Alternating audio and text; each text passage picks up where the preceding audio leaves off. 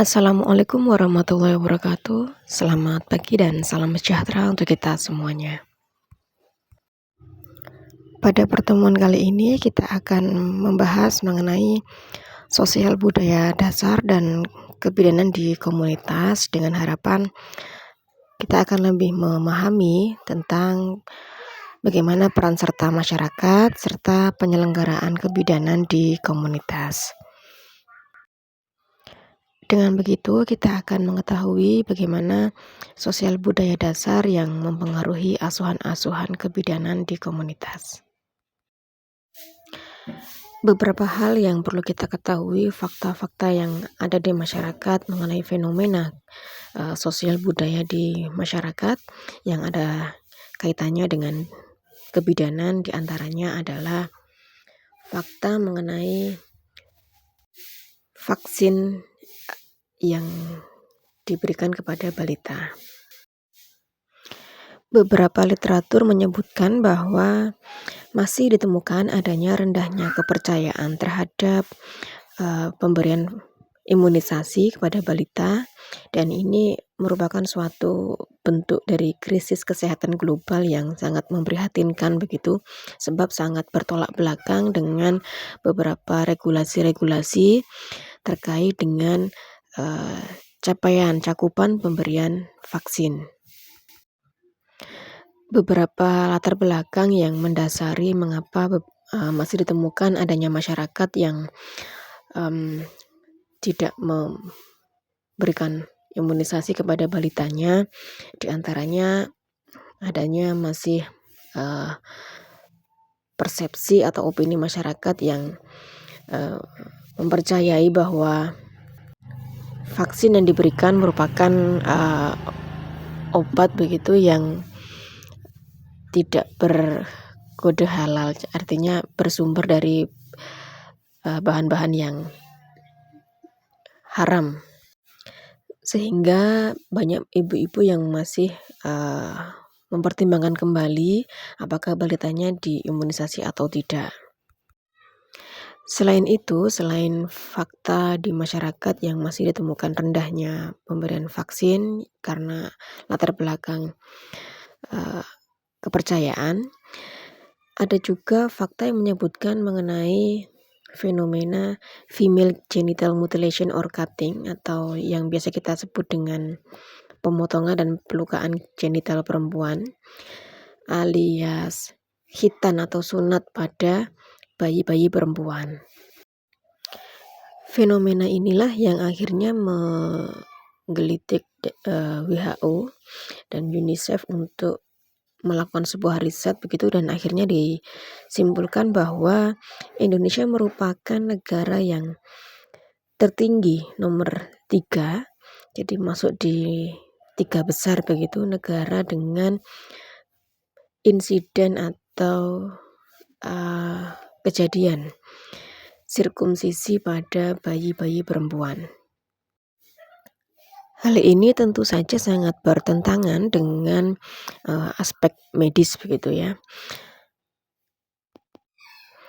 Bahkan Lembaga Survei Kesehatan Dasar Nasional Indonesia menyebutkan bahwa sebanyak 51,2% anak perempuan di usia 0 hingga 11 tahun itu sudah melakukan atau mengalami sirkumsisi pada masa balita atau bayi mereka kemarin. Bisa dibayangkan bahwa separuh dari anak-anak perempuan ini pada riwayat terdahulunya mereka sudah dilakukan sirkumsisi begitu. Dan fakta yang menarik adalah bahwa prosedur sirkumsisi pada periode bayi atau balita anak perempuan di Indonesia ini dilakukan karena atas dasar keyakinan agama dan budaya. Dari cuplikan 2 fakta dan fenomena tersebut, ini sudah menunjukkan bahwa sosial budaya di masyarakat juga sangat erat kaitannya di dunia komunitas kebidanan. Untuk itulah kenapa pentingnya kita juga harus mengetahui lebih dalam terkait dengan kebidanan-kebidanan di komunitas. Untuk itu kita perlu flashback kembali bagaimana hakikat dari profil manusia. Yang mana manusia secara konsep merupakan manusia yang dibentuk sebagai sebuah sistem, makhluk yang adaptif dan makhluk yang holistik. Manusia dikatakan dan ditinjau sebagai sebuah sistem, ini diartikan sebagai manusia yang tersusun atau terdiri dari beberapa unsur, elemen-elemen yang akhirnya membentuk suatu unit yang komprehensif, yang totalitas dan mampu melakukan suatu bentuk adaptif, suatu perubahan, merupakan sistem personal dan interpersonal, bahkan juga melakukan suatu bentuk hubungan sosial antara makhluk satu dengan yang lainnya. Mengapa manusia dikatakan sebagai sebuah sistem yang adaptif? Hal ini dikarenakan karena setiap individu-individu manusia dapat melakukan suatu bentuk perubahan sesuai dengan kondisi di lingkungan. Dan selain itu, setiap individu manusia mampu merespon terhadap stimulus yang akhirnya mengakibatkan perubahan-perubahan pada diri mereka.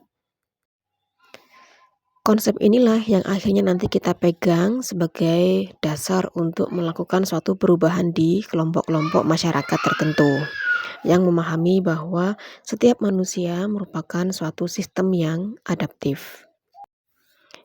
Di samping itu, kita juga akan memahami bahwa manusia merupakan suatu makhluk yang holistik. Dikatakan holistik karena manusia merupakan makhluk yang terdiri dari unsur-unsur biologis, kemudian komponen psikologis, komponen sosial, kultural, dan spiritual. Yang dimaksud dengan komponen biologis adalah tersusun atas anatomi tubuh, kemudian psikologis dari kejiwaan mereka, untuk sosial bermuara dari lingkungan, untuk kultural adalah memiliki nilai-nilai budaya, dan spiritual manusia memiliki kepercayaan, dalam hal ini adalah agama. Dalam melakukan proses penyesuaian diri, individu manusia akan melaksanakan tujuan untuk kelangsungan kehidupan mereka, akan melakukan perkembangan-perkembangan terhadap kualitas atau derajat kesehatan mereka, reproduksinya, kemudian keunggulan-keunggulan diri, sehingga proses ini memiliki tujuan untuk meningkatkan respon adaptasi, yang mana setiap kali respon adaptasi didukung dari fungsi-fungsi fisiologisnya, kemudian konsep diri, kemudian fungsi peran mereka, dan kemampuan seseorang dalam mengenal pola-pola tentang kasih sayang, kemudian bagaimana hubungan dengan interpersonal pada tingkat individu maupun kelompok. Setelah kita memahami bagaimana konsep manusia sebagai makhluk, selanjutnya kita akan mempelajari mengenai bagaimana kebudayaan di komunitas. Secara sederhana, kebudayaan diartikan sebagai suatu hasil dari cipta, karsa, dan rasa. Secara konsep, kebudayaan memiliki 7 unsur yang membangun, yakni sistem religi dan upacara-upacara keagamaan, sistem dan organisasi kemasyarakatan, sistem pengetahuan, kemudian bahasa, kesenian, sistem mata pencaharian hidup, dan juga sistem teknologi serta peralatan. Ketujuh unsur itulah yang akhirnya membentuk sebuah kebudayaan yang utuh secara keseluruhan di komunitas. Selanjutnya, kenapa atau mengapa petugas kesehatan juga mempelajari mengenai kebudayaan yang melekat di masyarakat? Hal ini karena apabila kita mengenali karakteristik kebudayaan di masyarakat, maka kita akan mendapatkan manfaat terkait dengan bagaimana melakukan persuasif di kelompok-kelompok masyarakat. Sebagai contoh, di dalam semua religi atau agama, kepercayaan-kepercayaan tertentu yang dipeluk oleh masyarakat sangat mempengaruhi atau erat kaitannya dengan status derajat kesehatan masyarakat, status gizi mereka, bahkan juga terkait dengan bagaimana kondisi reproduksi kelompok-kelompok rentan tertentu. Sebagai contoh, ketika kita berhadapan dengan masyarakat dengan latar belakang agama Muslim atau Islam, maka mereka tidak akan mengkonsumsi daging babi. Sehingga dalam rangka memperbaiki status gizi, seorang petugas kesehatan di sini tidak akan menganjurkan untuk pasien atau klien dalam memperbaiki status gizinya harus makan makanan yang berbahan dasar daging babi, meskipun di situ yang di titik poin perhatikan adalah dagingnya. Nah, ini yang perlu kita kenali juga di kelompok masyarakat. Kemudian manfaat yang lain dengan kita mempelajari organisasi di masyarakat, maka di kasus ini petugas kesehatan akan mampu mengetahui kira-kira organisasi apa ya yang ada di kelompok masyarakat sini yang memiliki power yang besar, yang lebih berkuasa, sehingga dia mampu mengidentifikasi kelompok mana yang bisa menjadi panutan, menjadi percontohan yang disegani oleh masyarakat dan akan dijadikan strategi untuk melakukan persuasif atau pendekatan yang lebih tepat guna mengubah perilaku kesehatan masyarakat. Kemudian, kenapa juga petugas kesehatan perlu mengetahui bagaimana tingkat pengetahuan masyarakat terkait dengan pemahaman mereka seputar kesehatan. Dengan mengetahui tingkat pengetahuan masyarakat, maka kita sebagai petugas kesehatan akan mampu mengidentifikasi kelompok-kelompok mana yang knowledge atau pengetahuan mereka perlu ditingkatkan, mana yang perlu diubah, dan juga pengetahuan mana yang perlu dipertahankan, dilestarikan dalam memperbaiki status kesehatan di kelompok-kelompok tertentu. Untuk aspek bahasa lokal atau dialek yang ada di masyarakat, mengapa petugas juga perlu mempelajarinya? Ini jelas ya, karena agar lebih mudah dalam berkomunikasi, dalam penyampaian atau transfer informasi. Kemudian untuk memupuk atau menambah bonding, kedekatan begitu. Kemudian untuk menciptakan rasa kepemilikan bersama, sehingga mampu mengubah perilaku kesehatan di masyarakat, dan selain itu juga tentu untuk memupuk rasa persaudaraan. Selain itu, petugas kesehatan juga perlu mempelajari mengenai kesenian yang melekat di masyarakat setempat. Kenapa? Hal ini dikarenakan petugas kesehatan juga dapat memanfaatkan, dapat mengupayakan kesenian-kesenian yang ada di kelompok masyarakat untuk sebagai media dalam transfer informasi, menyampaikan pesan-pesan edukasi kesehatan di kelompok masyarakat menggunakan instrumen atau media kesenian tersebut. Terkait dengan sistem mata pencaharian, mengapa petugas kesehatan juga perlu mengidentifikasinya? Ini karena mata pencaharian merupakan suatu sistem yang kaitannya dengan pola penyakit yang dialami atau yang diderita pada kelompok masyarakat. Jadi banyak ya Bu, mata pencaharian atau pekerjaan masyarakat itu yang erat hubungannya dengan insiden kejadian penyakit-penyakit tertentu. Sebagai contoh, mungkin kelompok masyarakat yang demografis atau karakteristiknya merupakan suatu pekerja di pabrik rokok, maka ada kemungkinan besar mereka berpotensi mengalami penyakit yang ada kaitannya dengan saluran pernafasan. Selanjutnya, mengenai teknologi dan peralatan masyarakat setempat, petugas kesehatan juga dapat memanfaatkan teknologi atau instrumen-instrumen yang ada di masyarakat agar memudahkan dalam masyarakat untuk merespon, menerima pesan yang disampaikan oleh petugas.